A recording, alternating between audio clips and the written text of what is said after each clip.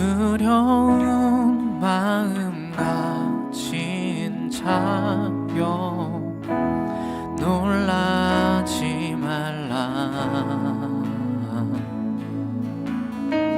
주 너의 하나님 강한 손으로 주 이름 부를 때 주님 구하시리.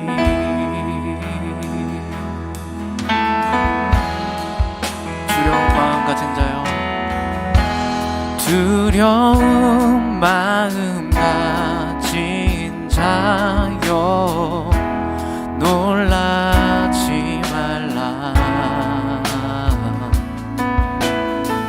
주 너의 하나님 강한 손으로 주 이름 부를 때 주님 구하시리. 아멘. 주 오셔서 구하시리. 주 오셔서 구원하시리. 약한 자들에게 강한 능력으로 주 오셔서 구원하시리.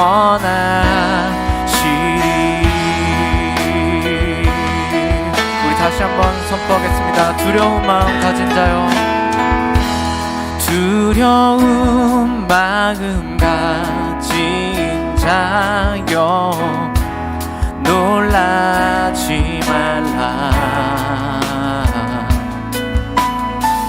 주 너의 하나님 강한 손으로 주 이름 부를 때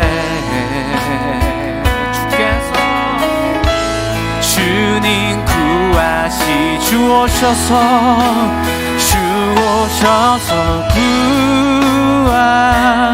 구하시리. 주 오셔서 구원하시리. 약한 자들에게 강한 능력으로 주 오셔서 주님 오셔서 구하소서. 주 오셔서 구하시리. 주 오셔서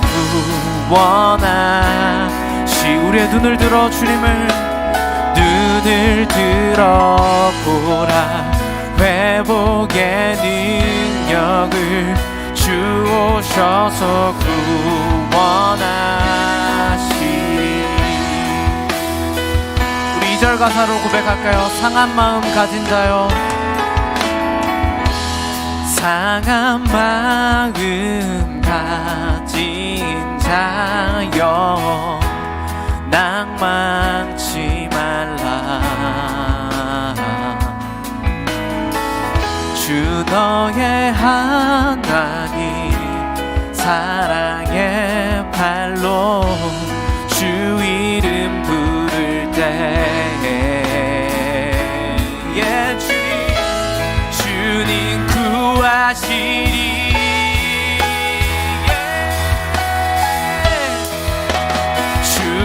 오셔서 구하시리. 주 오셔서 구원하시리. 약한 자들에게 강한 능력으로 주 오셔서 주님 오셔서 구하소서. 주 오셔서 구하시리. 주 오셔서 구원하시리. 눈을 들어보라. 회복의 능력을 주 오셔서 다시 한번 우리의 믿음의 고백으로 주 오셔서 구하 여전히 약하고 연약한 우리들을 주 오셔서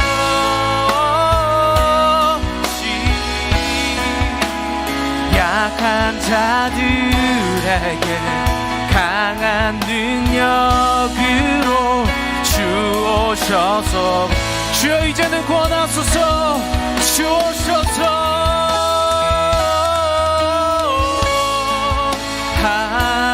하시리 주 오셔서 구원하시리 눈을 들어보라 회복의 능력을 주 오셔서 구원하시리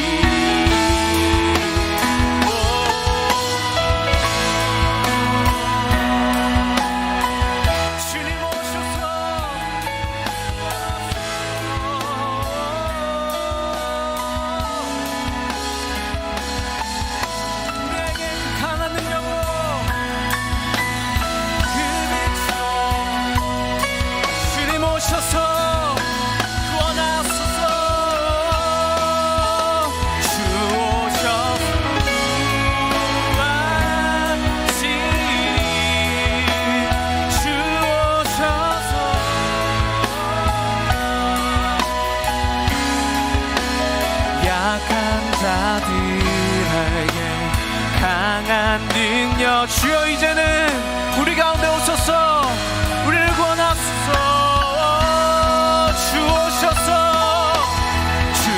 오셔서 구하시리 주 오셔서 구원하 우리의 눈을 들어 주님을 바라봅니다 눈을 들어보라 회복의 능력을 주 오셔서 구원하시리 나의 맘이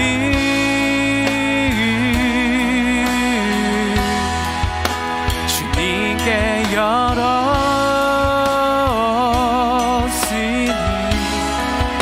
주여 내게 오셔서 내 맘에 거하여 주옵소서 주가 기뻐하는 주의 전 되게 나의 맘이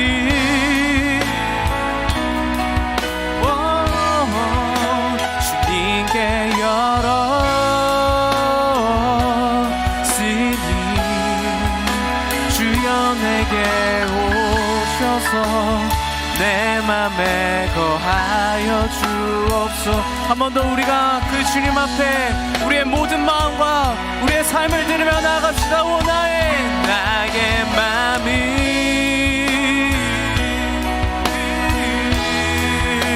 주님께 열었으니 주여 내게 오셔서 내 맘에 거하여 주옵소서 주가 기뻐하는 주의 전 되게 나의 맘이 주님께 열었으니 주여 내게 오셔서 내 맘에 거하여 주옵소서 주가 기뻐하는 주의 성전 되게 하소서 나의 맘 받으소서 오셔서 주님의 저소 삼으소서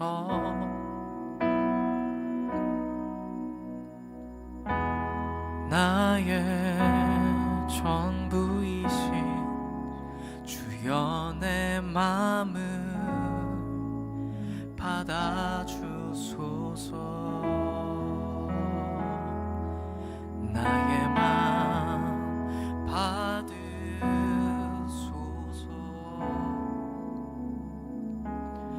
오셔서 주님의 처소 삼으소서.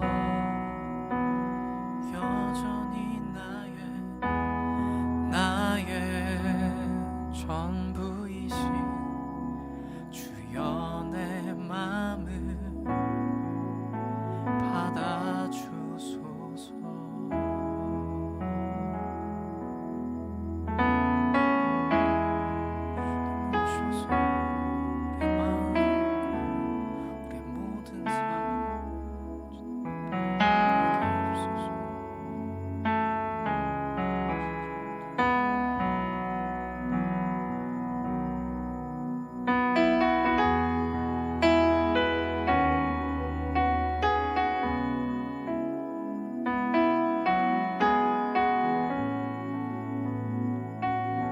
창세전부터 계셨고 우리의 구원자, 우리의 주인 되신 하나님, 이제는 우리에게 오셔서 거룩하신 주님 앞에 예배하기에 흠없는 자들로,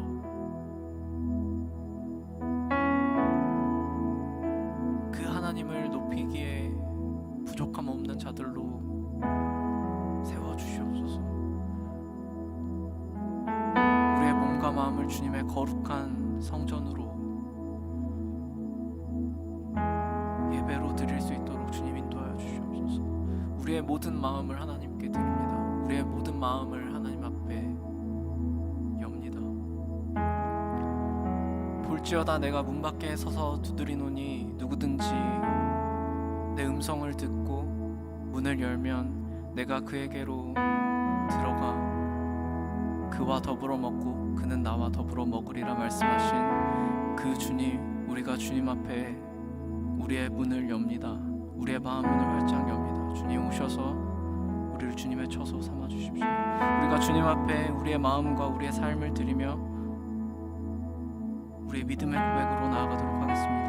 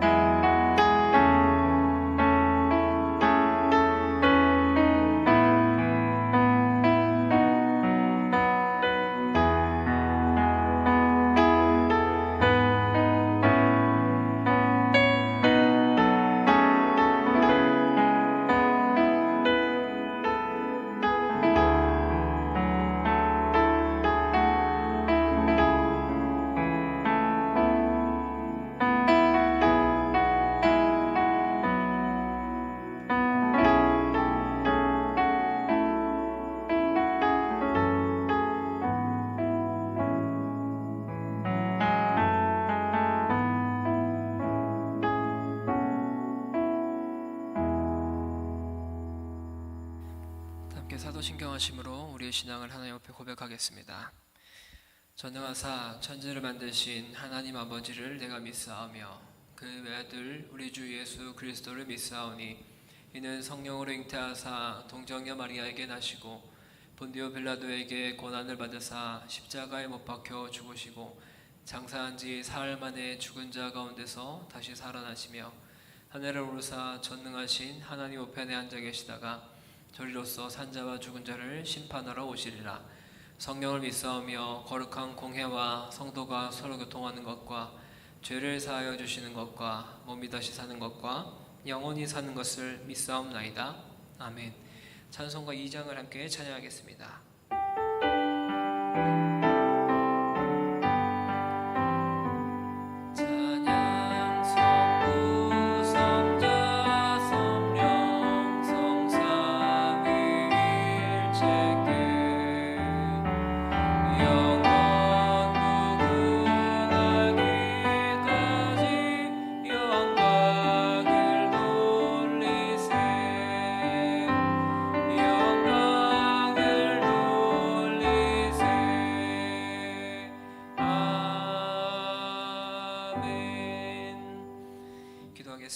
사랑하는 주님, 너무나 감사드립니다.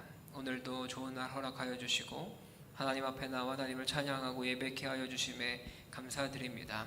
주님, 우리가 한 주간을 살아오면서 주님을 바라보기보다 세상에 흔들린 삶을 살아온 우리의 모습을 보게 됩니다. 주님, 이 시간 주님 앞에 나와 하나님 한 분만을 의지하고 하나님 한 분만을 바라보기로 작정하며 나아가오니 주님, 우리의 삶을 좌정하여 주시고 우리의 삶을 인도하여 주시옵소서. 그렇게 일하실 주님을 기대하며 사랑이 많으신 예수님 이름으로 기도합니다. 아멘. 오늘 함께 보실 하나님의 말씀은 야고보서 1장 1절부터 11절까지의 말씀입니다. 야고보서 1장 1절부터 11절까지의 말씀입니다. 다 찾으신 줄 알고 저와 여러분들이 한 절씩 교독하겠습니다. 하나님과 주 예수 그리스도의 종 야고보는 흩어져 있는 12지파에게 문안하노라.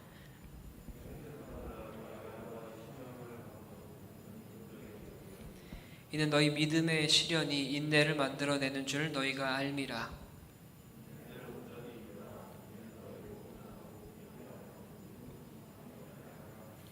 너희 중에 누구든지 지혜가 부족하거든 모든 사람에게 후히 주시고 꾸짖지 아니하시는 하나님께 구하라.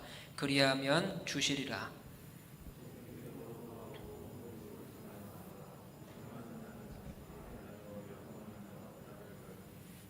이런 사람은 무엇이든지 주께 얻기를 생각하지 말라.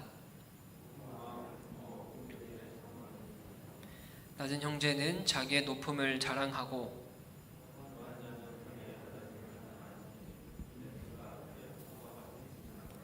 해가 돋고 뜨거운 바람이 불어 풀을 말리면 꽃이 떨어져 그 모양의 아름다움이 없어지나니 부한 자도 그 행하는 일에 이와 같이 세잔하리라. 아멘.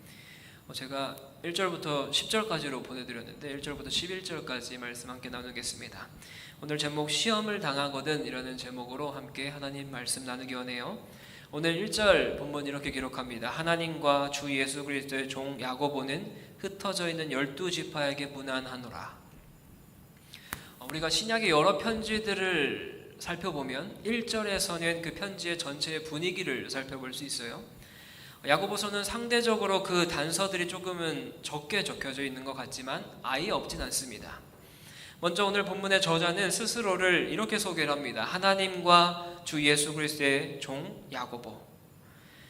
예수님의 형제이지만 혈육관계로서 자기 자신을 소개하지 않고요. 사역과 관련한 소속과 신분, 종이라는 단어를 사용하면서 자기 자신을 소개하고 있습니다. 저자는 자신의 사역적인 권위를 조금 더 표현을 하면서 이 편지를 시작하고 싶은 것을 보여주고 있어요. 이 편지를 읽는 사람들에게 내가 이러한 종으로서 어떤 권위를 가지고 권면할 그 내용에 힘을 싣고 있는 거예요. 야고보는 이 편지를 누구에게 보냅니까? 흩어져 있는 12지파 앞으로 편지를 작성합니다. 신약 성경 언어에서 흩어진이라는 단어는 우리가 잘 아는 디아스포라라는 단어입니다. 스데반이 옛 예루살렘 성문 밖에서 순교당할 때 그리스도인들은 이제 로마 세계 곳곳으로 흩어지게 되었습니다. 하나님께서는 어떤 목적을 이루기 위해서 예루살렘 교회에 이 시험을 허락하신 거죠. 디아스포라가 없었으면 그리스도인들은 예루살렘에만 머물러 있었겠죠. 그러면서 교회의 성장은 점점 더 정체되었을 것입니다. 하지만 이것을 통해서 복음은 이제 한 세대 안에 세계 곳곳으로 로마의 국경까지 계속 확산되기 시작합니다. 야고보는 팔레스타인 밖에 흩어져 있는 유대인 기독교인들에게 이 편지를 작성을 하고 있는 거예요. 이 편지를 받는 사람들의 상황이 어땠을까요? 가정과 일터를 떠나게 되었죠. 자신의 재산을 버리고 흩어진 사람들입니다. 그러한 사람들에게 야고보가 편지를 쓰고 있는 거예요.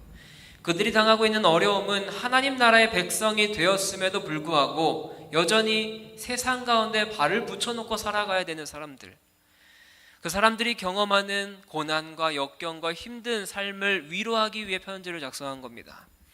그렇기 때문에 하나님 나라의 백성으로서의 정체성을 따라 살아가기 위해 세상의 어떤 분별력을 분별하는 것, 세상에서의 분별력을 분별하는 것이 너무나 중요하겠죠. 그런데 이 편지는 어떤 의미에서 보면 우리에게 보내는 것처럼 느껴지기도 합니다. 왜 그럴까요? 모든 그리스도인들이 디아스포라 상태에서 살아가고 있기 때문입니다. 우리는 영원한 하늘 본향을 바라보며 살아가지만 우리가 살고 있는 곳은 세상 한가운데예요. 세상 한가운데에서 고난과 역경과 시련 속에서 살아가고 있는 우리들에게도 동일하게 적용이 되는 말씀이겠죠. 따라서 야고보서는 하나님께서 우리에게 직접적으로 보내시는 편지이기도 합니다. 야고보의 손길 배후에 하나님의 손길이 있었던 것이죠. 오늘부터 우리가 이 야고보서의 말씀을 함께 나누기 원하는데요. 이 말씀을 나누면서 세상에 흩어져서 그리스도인으로 살아갈 때 우리는 어떻게 살아가야 될지를 함께 살펴보기 원합니다. 모든 사람들이 출발점에서 출발을 하더라도 도착점에 다 도착하진 않죠. 많은 사람들이 도중에 포기하거나 길을 잘못된 길로 빠져서 결승점으로 향하지 않고 다른 곳으로 향하는 사람들이 많습니다. 그렇다면 그 목적지에 도달하지 못하는 이유가 무엇일까요? 같이 출발했는데, 이 세상에 같이 태어나서 목적지를 향해 달려가는데 그곳에 도달하지 못하는 이유가 무엇일까요? 우리 앞에 있는 장애물들을 만나기 때문이겠죠. 인생의 여정에도 참 많은 장애물들이 있습니다. 흔히 우리는 이것을 시험이라고 부릅니다. 여러분들은 어떤 시험 가운데 살아가고 계시나요? 우리는 이러한 시험 가운데 어떠한 대처를 하면서 살아가고 계시나요? 모든 사람들은 시험을 경험합니다. 그 시험 앞에 우리는 어떠한 자세를 보이고 있나라는 거예요.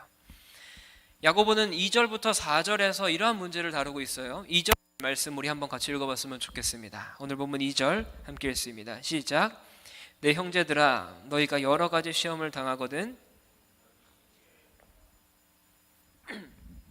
뭐라고 말하고 있습니까? 여러 가지 시험을 당하거든 온전히 기쁘게 여기라라고 해요.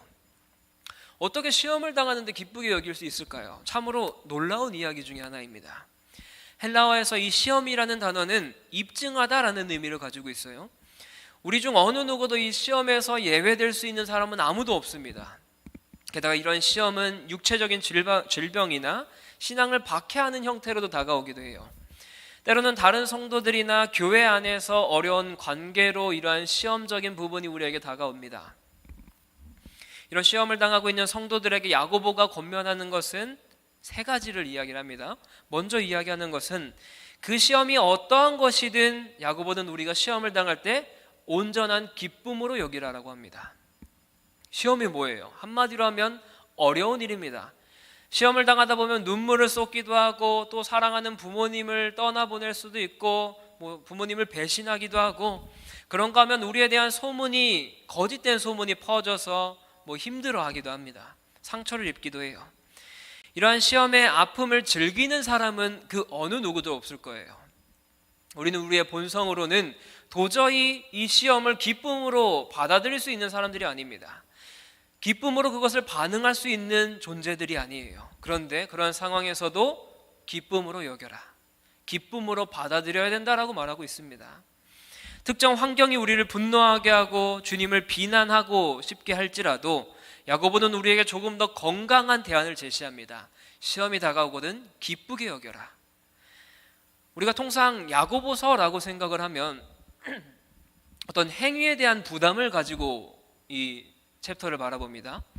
하지만 야고보의 처음 몇 구절은 주는 인상이 조금 달라요. 우리가 알고 있는 어떤 엄격하고 이것을 해야 된다, 저것을 해야 된다라는 인상이 아니라 야고보는 기쁨이라는 단어로 먼저 시작을 하고 있어요. 더군다나 2절에서 모든 기쁨으로 라고 사용된 이 헬라어는 카란이라는 단어인데, 이 표현은 위에서 1절에서 인사말로 야고보가 이야기했던 무난합니다 라는 이 카이레인이라는 단어가 같은 어근 안에 있는 단어예요. 기쁨이라는 것을 1절과 2절에서 야고보는 계속적으로 반복을 하고 있는 거예요. 편지를 받는 사람들이 당하는 여러 가지 곤혹스러운 시험들에 빠진 상황에서도 야고보는 우선적으로 우리가 해야 될 것이 기쁨으로 여겨야 된다라고 외치고 있습니다. 우리가 과장해서 좀 이야기해 보면 야고보서야말로 빌립보서만큼이나 기쁨의 서신이라고 할 수 있을 것 같아요. 그렇다면 우리가 무엇을 기뻐할 수 있을까요? 야고보가 말하는 기쁨은 어떤 환경에 의해서가 아니라 이런 힘겨운 상황을 통해서 하나님께서 일하실 것을 기쁨으로 받아들이라는 거예요. 하나님께서 이 어려운 상황과 이 시험 가운데서 일하실 것들을 생각하면서 기대하면서 그 안에서 기쁨을 얻으라 라고 말하고 있습니다. 오늘 3절 본문 이렇게 이야기합니다. 이는 너희의 믿음의 시련이 인내를 만들어내는 줄 너희가 알미라. 어떤 상황이 우리에게 펼쳐진 것은 객관적인 사건 중에 하나겠죠. 그런데 이 사건을 대하는 태도에 따라서 우리의 생각이 비관적일 수도 있고 기쁘게 여길 수도 있습니다. 상황이 자기의 생각과 행동을 통제할 것인지 아니면 자신이 그 상황을 해석하고 통제할 것인지, 이것은 그 시험을 당하는 당사자의 선택이에요. 상황을 보는 관점의 전환은 단순한 자기의 어떤 최면의 이야기가 아니에요. 거기에는 그렇게 해야 할 분명한 이유가 있는데 야고보는 두 가지를 이야기해요. 하나는 상황을 믿음의 검증 과정으로 이해하는 것입니다. 시험은 어떤 단순한 어려움이 아니라 하나님의 백성으로서 우리가 얼마나 신실한지를 확인하는 과정 중에 하나겠죠. 또 다른 하나는 시험 상황이 끝이 아님을 인식하는 거예요. 시험이 인내를 만드는 과정임을 기억하라는 것이에요. 야고보가 또 이야기하는 게 있습니다. 성도들에게 권면하는 것 두 번째는 인내를 이루라고 이야기합니다. 4절 말씀이 이렇게 기록해요. 인내를 온전히 이루라. 이는 너희로 온전하고 구비하여 조금도 부족함이 없게 하려 함이라. 인내가 온전한 일이 되라 라고 말하고 있는 거예요. 행위와 삶에 대한 이야기겠죠. 시험이 인내를 만드는 3절의 과정을 계속해서 해나가야 된다라고 말하고 있습니다. 이 과정은 온전하고 성숙한 하나님의 백성을 만드는 결과를 낳게 되는 거예요. 세상 영향력에 흔들리거나 추종하지 않고 하나님과의 바른 관계 안에서 그분의 뜻에만 충성하고 그분의 뜻에만 순종하며 나아가는 사람, 우리가 이런 사람들을 의로운 사람이라고 이야기하는 것이죠. 2절부터 4절에서 야고보의 초점은 시험 자체를 해결하고 없애는 것이 아닙니다. 이 편지를 읽는 그 독자들의 믿음을 가지고 상황을 바로 보고 인내하며 버틸 뿐만 아니라 적극적으로 성도의 바르고 온전한 삶을 지속해 나가기 위해서 이렇게 이야기를 하고 있어요. 이것이 주 안에서 세상과 시험을 이기는 진정한 승리자의 모습이기 때문입니다. 주님께서 우리를 향해 정해놓으신 그 온전한 목적은 반드시 이루어집니다. 우리가 시험 속에서 지나고 견디기 힘든 그 인내의 강과 산을 또 넘어 계속적으로 많은 것들을 해내야 될지라도 그것은 반드시 이루어지는 거예요. 하지만 이렇게 무언가 깨져나가는 동안 우리는 하나님을 향한 간구와 간절한 마음들이 더욱더 생기겠죠. 하나님, 우리에게 이러한 어려움들이 있는데 이것을 왜 해결해 주지 않습니까? 라는 마음이 계속 들 때 하나님을 향한 간절한 마음이 더 생기겠죠. 하나님께서 이 시험을 통해 나에게 어떠한 일을 행하실지를 기대하는 그런 마음들이 우리에겐 점점 더 커지게 되는 거예요. 또한 시험을 당하는 성도에게 마지막으로 이야기하는 것은 지혜를 구하라라는 겁니다. 우리 오늘 본문 5절의 말씀을 한번 같이 읽어보기 원합니다. 오늘 본문 5절의 말씀 함께 읽습니다. 너희 중에 누구든지 지혜가 부족하거든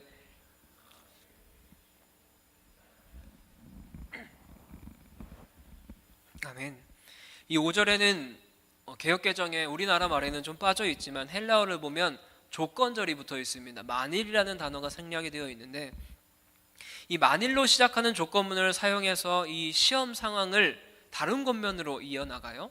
이렇게 이야기할 수 있겠죠. 만일 지혜가 부족하다면 하나님께 구하라. 이 겉면은 어떻게와 관련된 요소로 이전 두 명령과 관련이 있겠죠. 우선 지혜는 무엇입니까? 이 상황을 인식하고 이해하는 데 너무나 필요한 요소 중에 하나겠죠.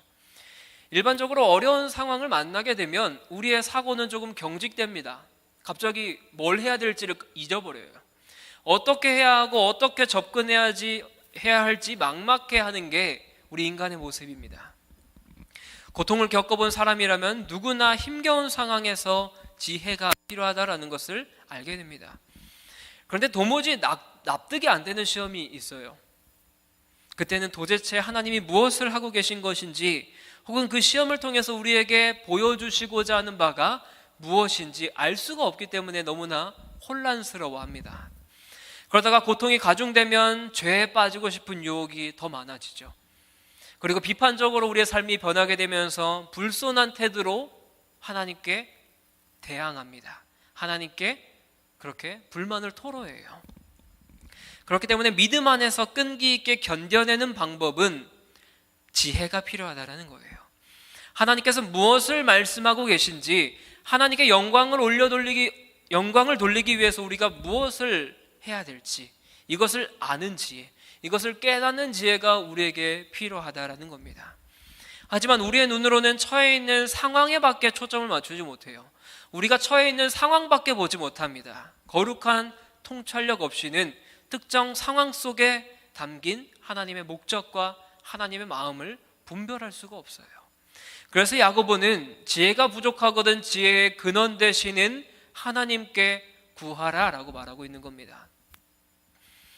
이 편지를 읽는 당시 유대인들에게 지혜라는 것은 하나님의 관점에서 삶을 조망하는 거예요.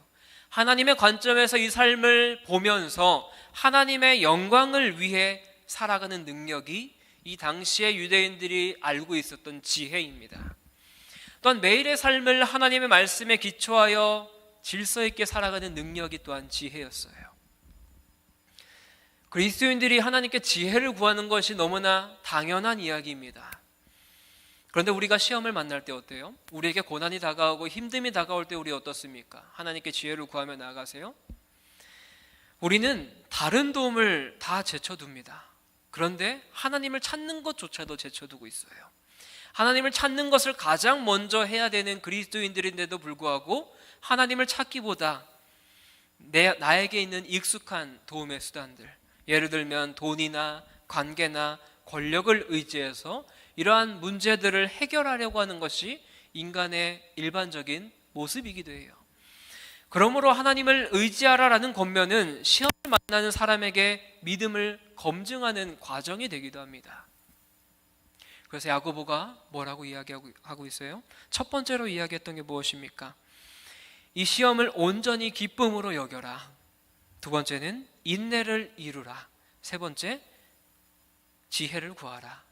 우리에게 시험이 다가왔을 때 이것을 왜 나에게 이런 어려움이 다가왔는지에 대한 불평, 불만으로 여기는 것이 아니라 하나님께서 이런 시험을 통해서 나에게 어떠한 일을 보여주실지 그것을 기쁨으로 여기고, 또한 이런 시험을 통해서 우리의 인내가 더욱더 커져가는 것을 바라보며 마지막으로 우리가 세상에 어떠한 것을 의지하며 살아가는 것이 아니라 하나님께 우리의 지혜를 구함으로 말미암아 이 시험을 어떻게 이겨내야 될지를 아뢰라는 거예요. 계속해서 야고보는 이 지혜를 구하는 과정을 통해서 두 가지 요소를 더 이야기를 하고 있습니다. 첫 번째는 하나님에 대한 바른 인식이에요. 하나님이 누구신지를 제대로 알아야 하나님께 지혜를 달라라고 구하겠죠. 하나님이 어떤 분이십니까? 선하신 분이에요. 그분은 사람의 지혜 없음을 책망하지 않으시고 지혜가 없음을 인정하고 도움을 구하는 사람들에게는 후하게 주시겠다라고 말씀하시는 분이십니다. 지혜가 필요할 때 언제나 주저함없이 기도할 수 있는 이유가 바로 이것이에요. 너희가 지혜가 없냐라고 꾸짖는 것이 아니라 지혜가 없거든 후히 주시고 꾸짖지 아니하시는 하나님께 구하라라는 이유가 바로 이거겠죠. 두 번째는 구하는 자의 바른 자세입니다. 이것에 대해서 6절부터 8절까지 이야기를 하고 있어요. 우리의 간구는 하나님께서 주시는 방법과 일치해야 합니다. 하나님은 일관된 목적으로 우리에게 모든 것들을 허락하시고 주세요. 따라서 우리도 하나님의 목적을 따라서 간구해야 되겠죠. 하나님의 뜻과 반대되는 것을 구하면 주시지 않겠죠. 특별히 야고보는 우리가 기도로 하나님께 다가갈 때 믿음으로 구하고 의심하지 말라라고 말합니다.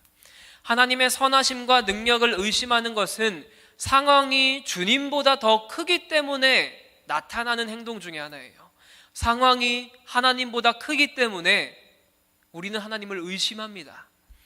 그 마음으로 도움을 구하는 것은 두 마음을 품는 것이고 또한 참된 믿음이 아닌 것이겠죠.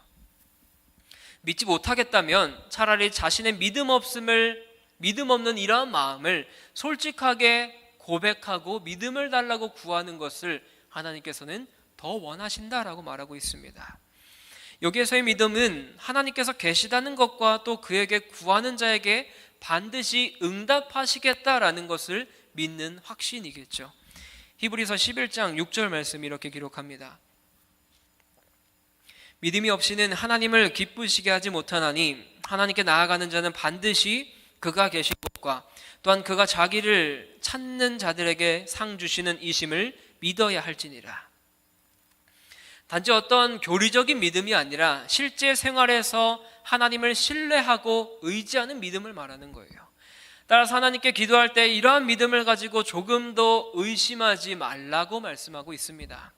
야고보는 심지어 구하면서도 의심하는 사람들에게는 아무것도 약속하지 않습니다.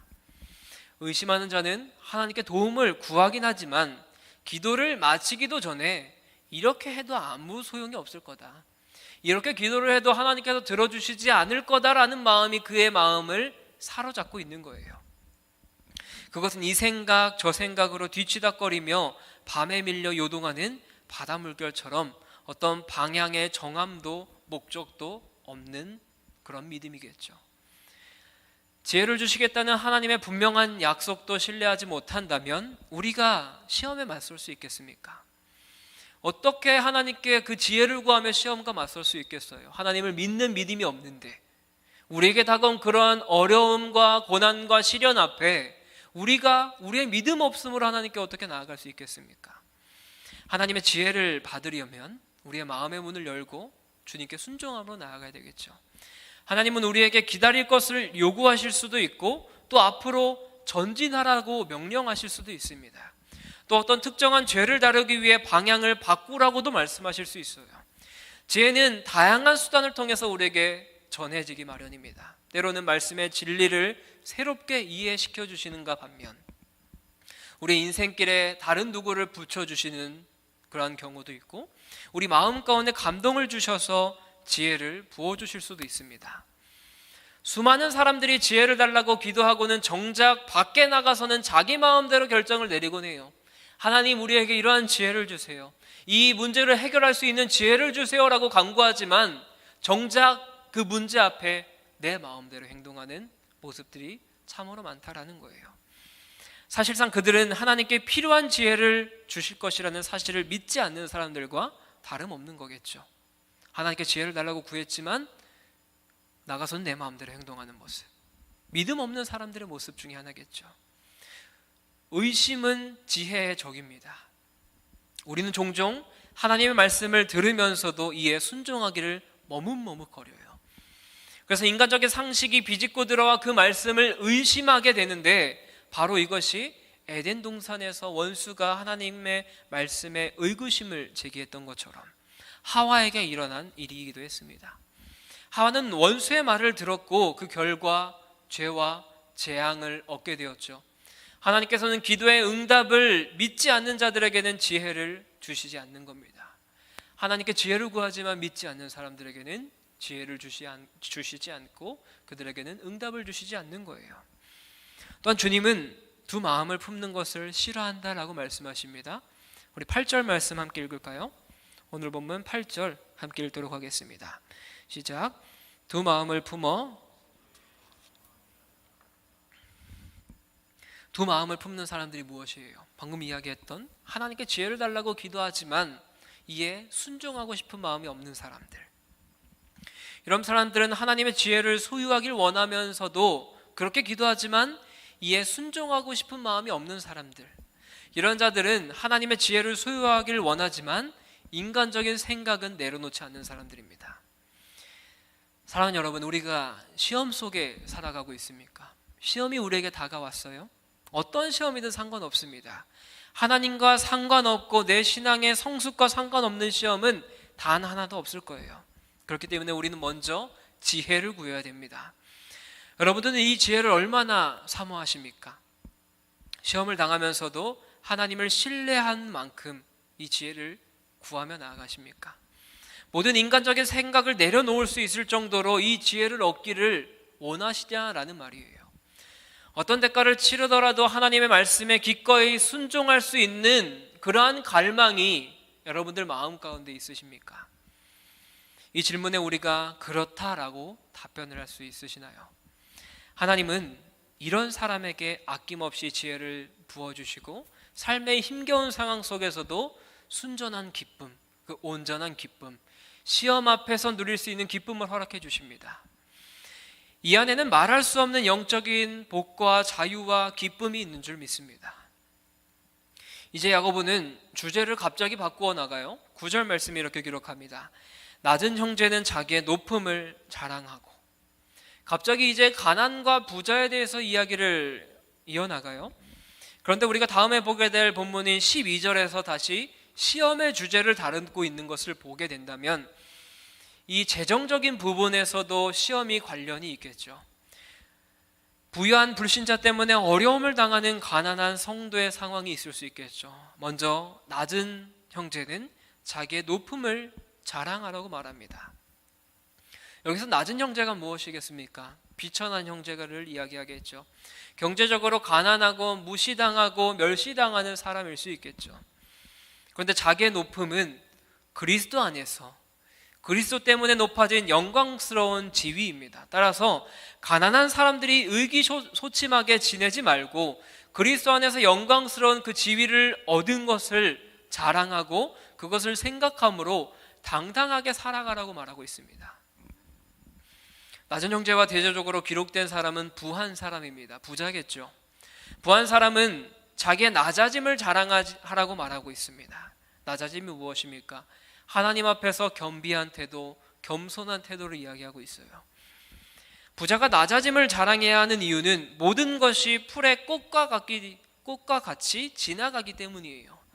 부자도 권력자도 다 지나가고 말아요. 따라서 이 세상에서 부자도 그리스도 안에서 겸손해야 되기 때문에 너네는 부한 사람들은 낮은 자세로 나아가야 된다라고 말하고 있어요.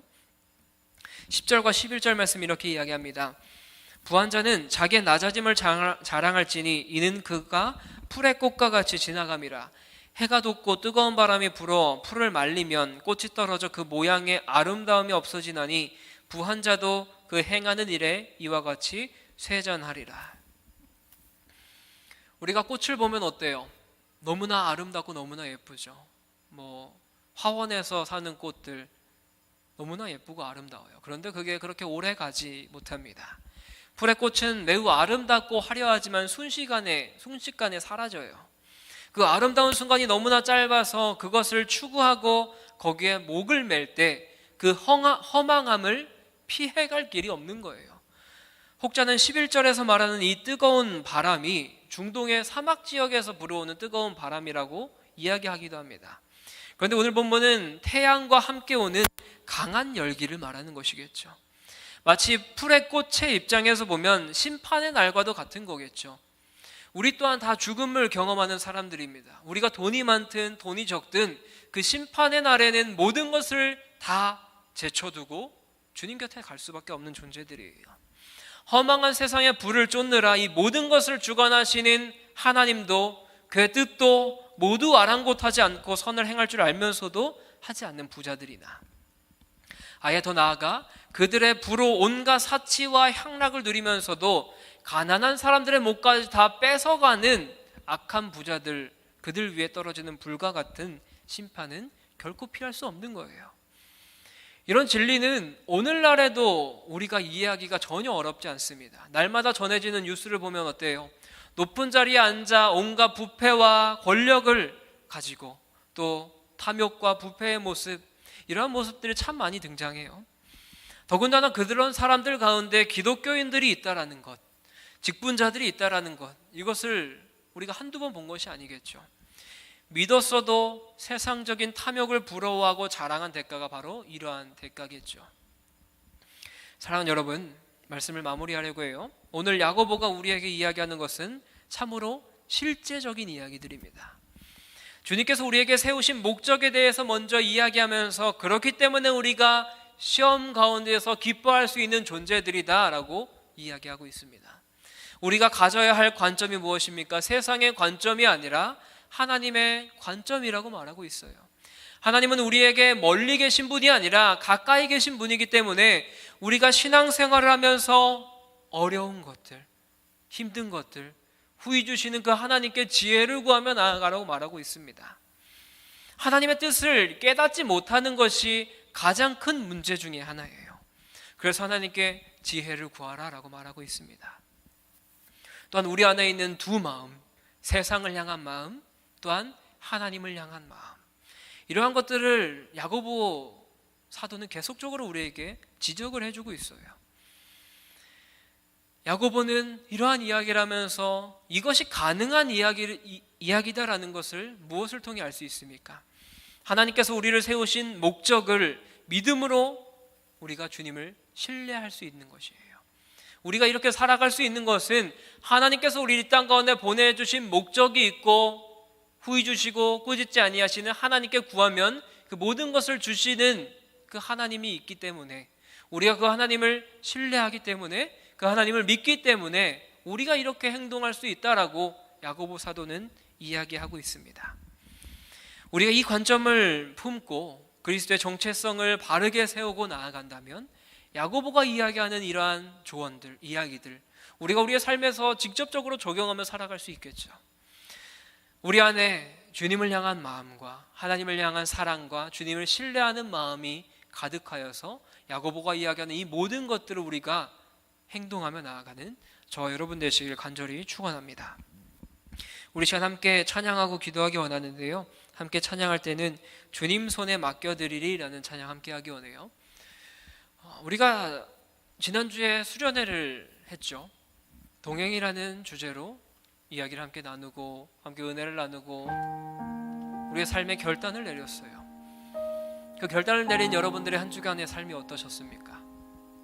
하나님과 동행하는 삶을 살고 계셨나요? 아니면 평소와 다름없이 동일하게 그 한 주간을 보내시진 않으셨나요? 하나님께서는 내가 너와 함께 하겠다라고 이야기합니다. 오늘 야고보 사도가 이야기하는 것이 무엇이에요? 핵심적인 부분은 하나님이 우리와 함께 한다라는 거예요. 그 하나님과 함께 하는 것을 믿는다면 우리가 이 세상 가운데서 대대로 살아갈 수 있다라고 이야기하는 거예요. 우리의 삶을 주님께 맡겨드린다면, 우리의 삶을 주님께 의탁드린다면, 우리의 삶을 주님께서 이끌어 가실다라는 그 믿음이 있다라면 우리가 넘어지지 않겠죠. 그 시험 앞에 내 마음대로 생각하고 내 마음대로 행동하지 않겠죠. 주님께 먼저 구하겠죠. 지혜를 구하겠죠. 하나님, 이 문제 앞에 내가 어떻게 해야 되겠습니까? 하나님, 이 문제 앞에 내가 어떠한 삶으로 살아가야 되겠습니까? 이것이 우리의 고백이 되어야 되겠죠. 우리 시간 함께 찬양할 때는 우리의 삶을 주님 손에 맡겨드립니다.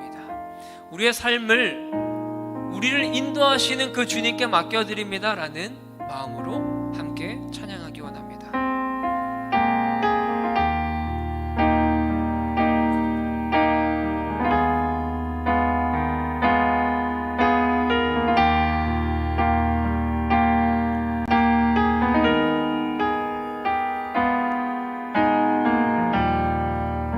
주님 손에 맡겨드리리 나의 삶 주님께. 주님 손이 나의 삶 붙드네. 나 주의 것 영원히.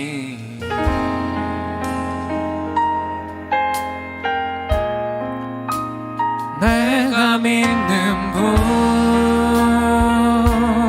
예수, 내가 속한 분 예수, 삶의 이유 되시네. 내 노래 되시네. 전심으로. 시간 한 번 더 찬양할 때 주와 함께 걸어가리라 함께 찬양하겠습니다. 주와 함께 걸어가리라. 모든 길을 주실래. 주 뜻 안에 나 살아가리. 주의 약속은 영원해.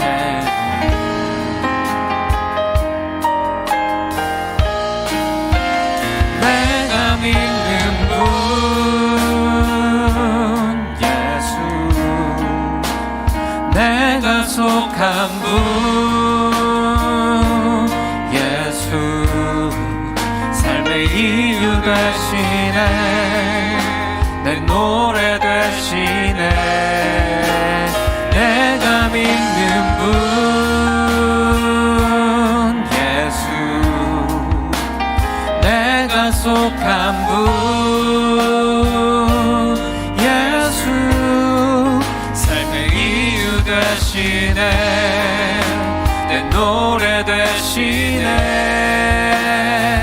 전심으로 주님을 경배하며 함께 찬양하기 원합니다. 경배하리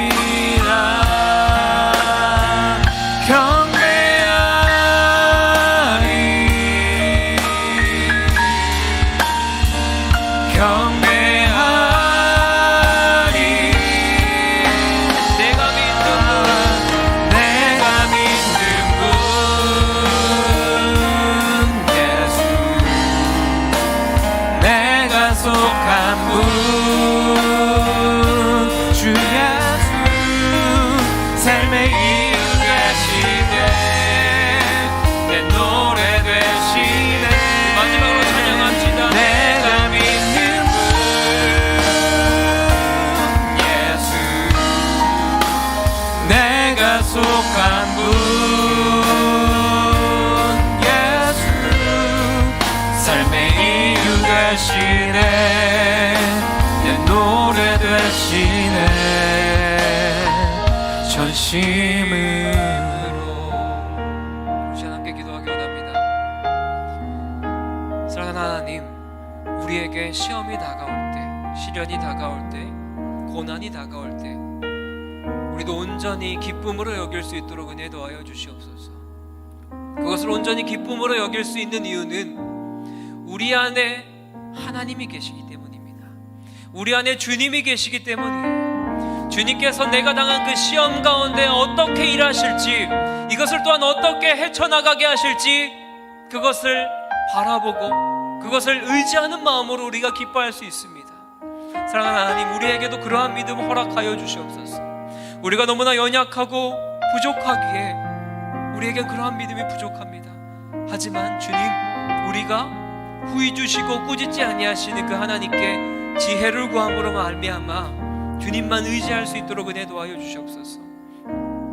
하나님께서는 우리를 꾸짖지 않으시고 우리의 부족한 것들을 다 채워주시는 분인 줄 믿습니다.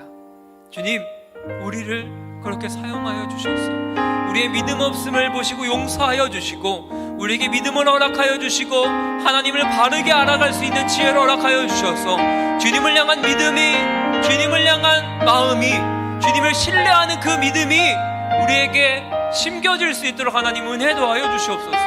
우리 시간 주님의 이름만 부르짖고 함께 기도합니다. 주여, 사랑하는 주님, 우리 마음 가운데에 하나님을 향한 마음을 심어주시옵소서. 하나님, 우리가 주님 앞에서 무릎 꿇게 하시고 하나님, 우리에게 시험이 다가올 때 우리가 그것을 기쁨으로 여기게 하여 주십시오. 우리가 그것을 감사하는 마음으로 받아들일 수 있도록 은혜 도하여 주십시오. 주님, 우리는 연약하고 부족합니다. 그러기에 우리가 주님만을 바라보게 하여 주시고 주님만을 의지하게 하여 주시고 하나님을 신뢰하는 마음 허락하여 주시옵소서. 주님, 우리가 주님만을 바라보고 나아갑니다. 주님, 우리 마음 가운데 주님을 향한 사랑을 허락하여 주시고 주님을 아는 지혜를 허락하여 주시옵소서. 지혜가 부족하다면 후히 주시고 꾸짖지 아니하시는 그 하나님께 구함으로 나아갈 수 있도록 하나님, 우리를 붙잡아 주시고 우리를 인도하여 주시옵소서. 주님, 우리 연약한 마음들을 주님 앞에 아뢰며 나아갑니다. 우리의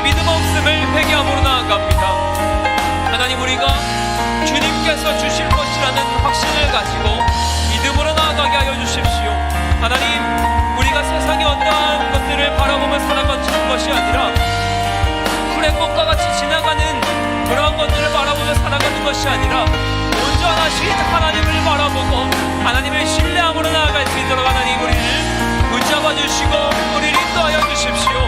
주님을 신뢰할 수 있도록 주님 우리를 붙잡아 주시고 우리의 마음을 붙잡아 주시고 어루만져 주시옵소서. 주님 우리의 연약함들을 주 앞에 올려드립니다. 주님 우리의 약함들을 주 앞에 올려드립니다. 주님 우리를 사용하여 주시고 하나님 우리를 인도하여 주시옵소서. 하나님 우리를 인도하여 주십시오. 하나님 우리를 붙잡아 주시옵소서. 하나님 우리를 인도하여 주십시오. 하나님 우리를 채워주시고 하나님 우리 앞에 정직한 영을 새롭게 하심으로 말미암아 우리가 주님을 바라보고 주님을 의지하며 살아갈 수 있도록 하나님 우리를 인도하여 주시옵소서. 내가 믿는 분 우리 다같이 함께 찬양할까요? 예수 내가 속한 분 예수 삶의 이유 되시네 내 노래 되시네 내가 믿는 분 예수 내가 속한 분 예수 삶의 이유 되시네 내 노래 되시네 내가 믿는 분 예수 내가 속한 분 예수 삶의 이유 되시네 내 노래 되시네 마지막으로 찬양하죠. 내가 믿는 분 예수 내가 속한 분 예수 삶의 이유 되시네 내 노래 되시네 전심으로 사랑하는 주님 참 감사합니다. 우리를 주님의 귀한 자녀로 삼아주시고 불러주심에 감사합니다. 주님 우리가 시험을 당하고 시련을 당하고 고난을 당할 때 그것을 기쁨으로 여길 수 있도록 인도하여 주시옵소서. 그것을 기쁨으로 받아들일 수 있는 이유는 내 삶의 주인이 하나님이시기 때문입니다. 내 삶에서 그 시험과 어려운 환경들을 통해 일하실 그 주님을 바라보는 마음으로 기뻐할 수 있는 줄 믿습니다. 주님 우리에게 그러한 믿음 허락하여 주시옵소서. 주님 우리에게 지혜가 부족합니까? 후히 주시고 꾸짖지 아니하시는 그 하나님께 우리가 지혜를 구하며 나아가게 하여 주시옵소서. 그리하여서 우리가 세상 가운데 두 마음을 품는 것이 아니라 세상의 헛된 것을 쫓아 살아가는 것이 아니라 세상의 물질과 명예와 썩어 없어질 것들과 이 꽃의 풀과 같은 것들을 쫓아 살아가는 것이 아니라 영원하신 하나님을 의지하며 영원하신 하나님의 그 사랑과 하나님의 은혜만을 붙잡고 살아가는 여기 모인 주님의 귀한 백성들 될 수 있도록 은혜 더하여 주시옵소서. 주님 이 시간 그냥 오지 않고 주님 앞에 예물 드린 손길들 하나님의 예물이 사용되는 곳곳마다 하나님의 인도하심과 하나님의 은혜와 하나님의 사랑과 하나님의 기쁨이 흘러넘칠 수 있도록 은혜 더하여 주시옵소서. 그렇게 일하실 주님을 기대하며 사랑이 많으신 예수님의 이름으로 기도드립니다. 아멘. 이제 우리 주 예수 그리스도의 은혜와 하나님의 사랑과 성령님의 교통하심이 시험 가운데서도 기뻐하고 또한 하나님을 신뢰하는 마음으로 하나님을 신뢰하기로 다짐하며 작정하며 나아가는 여기 모인 주님의 귀한 백성들 머리 위에 이제부터 영원토록 함께 있을지어다. 아멘.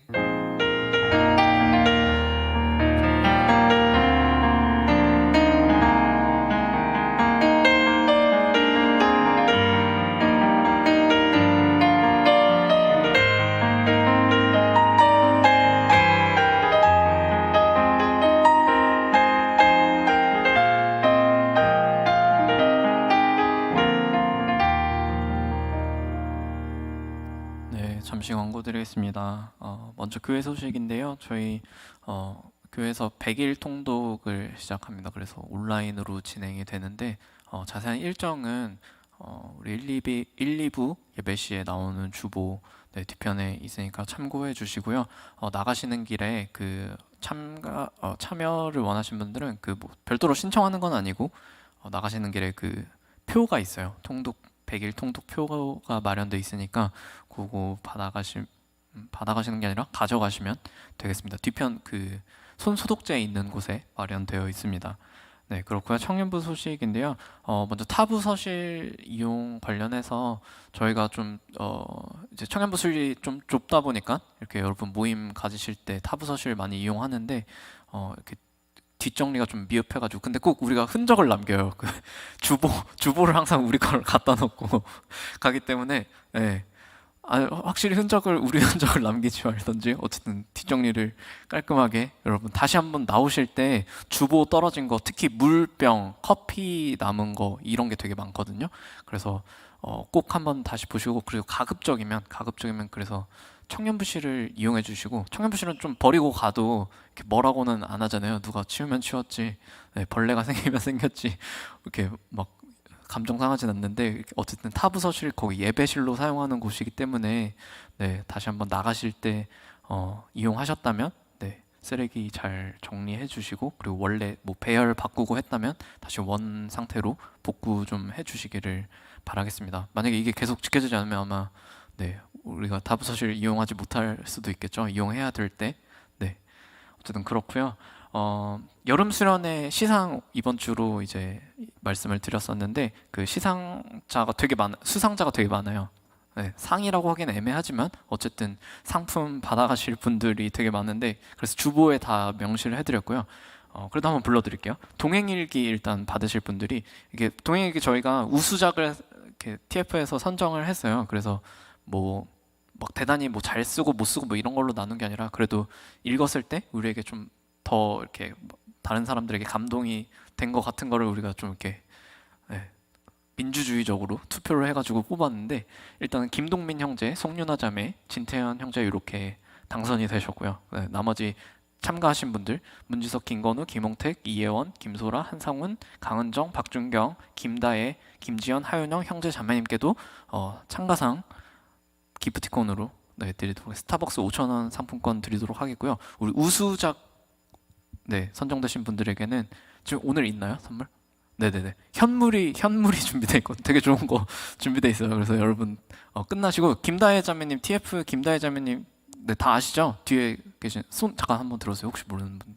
네네, 저분에게 이제 받아가시면 되겠습니다. 되게 좋은 거 어제 네, 열심히 이렇게 오프라인 스토어에 가서 구매해 오셨거든요. 그래서 여러분 받아가시고요. 아쉽게도 송윤아 자매님 못 오셨네요. 네, 다음 주에 받아가시고, 네, 서로 알아가는 시간, 그리고 마음을 준비하는 시간 때 이제 성경 MBTI에서 이렇게 잘 인터뷰 응해주신 한상훈, 김동민 형제님, 그리고 Q&A 질문 올려주신 모든 분들, 네, 강은정, 송태경, 김건우, 김다혜, 문지석, 김용호, 김홍택, 이예원, 홍서현, 이태림, 김동민, 박준경 형제 자매님들, 그 Q&A 참고로 그 목사님이 단톡방에 그때 미처 답하지 못한 것들 다 올려드렸거든요. 참고해 주시고, 네, 이분들께도 상품 드리도록 하겠고요. 기프티콘으로 나갈 겁니다. 그리고 너도 나도 게임 우승자, 첫 번째 게임 강은정 자매님, 네, 베스킨라빈스 그리고 김동민 형제님은 특별히 두 번째 판 우승자이기 때문에 파인트 드린다고 그때 약속했었죠. 네, 드릴 거고요. 그 다음에 마음을 준비하는 시간 때 우리 잠깐 워밍업으로 이행시 동행으로 했었는데, 김건우 형제가 자기가 진행하고 자기가 제일 잘했다고 오늘 안 하는데, 네, 어쨌든 약속했기 때문에 네, 선물 보내드리도록 하겠습니다. 그리고 한 가지 좀 말씀드릴 거는, 주중에 저희가 그 수련회 참가자들 대상으로 그 피드백을 받으려고 해요. 그래서 설문을 온라인 폼으로 드릴 건데, 그거 좀 시간 아주 짧게 한 1, 2분 정도밖에 소요 안 될 거니까 여러분 남겨주시고, 좀 미리 생각해 놓으시면 좋을 것들은 뭐 그런 질문이 있을 예정이에요. 그래서 수련회 온라인으로 진행하면서 요거는 되게 좋았다, 아니면 잘 됐던 거, 잘 진행됐던 것 같다. 그 다음에 두 번째는 이건 조금 그래도 아닌 것 같다, 이건 좀 아쉽다, 이런 부분은 추후에 좀 이렇게 개선됐으면 좋겠다 하는 부분들 좀 생각하고 계셨다가 네, 자유롭게 좀 기재해 주셨으면 좋겠습니다. 네, 그렇고 저희가 당선작 중에 우수 동행일기 우수 당선작 중에 하나 좀 선정해서 읽어드리도록 하겠습니다. 송윤아 자매님 건데 BGM 좀 네. 네. 웃기지만 네, 읽어드리도록 하겠습니다. 두 번째 집회 말씀을 계속 생각해 보게 됩니다. 죽음은 제가 아주 좋아하는 주제이기도 하고 그렇기 때문에 어떻게 살아야 행복할까 혹은 의미가 있을까 하며 종종 고민했고 그 시간에 대한 결과로 제 이름으로 된 창작물을 만들어야겠다고 마음먹게 되었습니다. 하지만 방향을 조금 잘못 잡은 것 같다라는 생각이 말씀을 듣는 중 계속 들었습니다. 그 어떤 행위도 제 마음에 참된 안식이 될 수 없다는 걸 알게 되었기 때문입니다. 참 평안은 주님 안에서만 얻을 수 있는 것이라는 것과 그러므로 저는 이 사실을 제 고민에 분명히 포함시켜야만 할 것입니다. 삶을 어떻게 살아야 할지에 대한 고민은 영혼이 육체와 분리될 때까지 이어지겠지만 제 인생길을 함께 걸어가 주실 그분과 함께라면 말로 표현하기 힘든 잔잔한 평안이 제 마음에 언제까지나 존재할 것이므로 참 감사한 삶이구나 라는 생각이 듭니다. 더 나아가 이 평안과 사랑을 다른 이들에게도 나누며 살아가야겠다고 생각하게 되었습니다 라고 네, 송윤아 자매님이 올려주신 건데 여러분께 함께 공유하고 싶어서 네, 읽어드렸고요. 우리 박수 한번 보내주시기 바랍니다. 오늘 오프라인 예배에는 참석하지 못했는데 네, 그래서 다음 주에 꼭 오셔서 선물 받아가세요. 보고 있죠? 네. 네, 이상이고요. 우리 자리에서 일어나서 마지막 찬양으로 예배 마치도록 하겠습니다.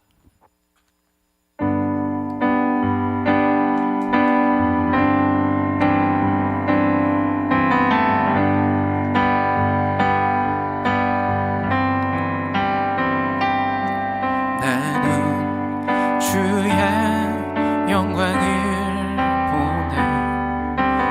우리 가운데 계신 주님,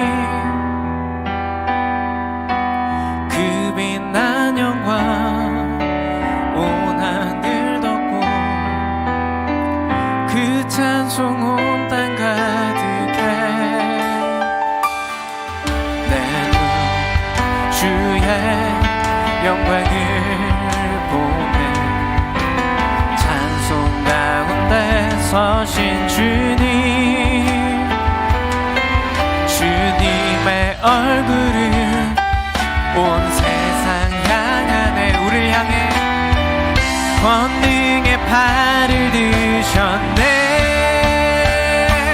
주의 영광 이곳에 가득해.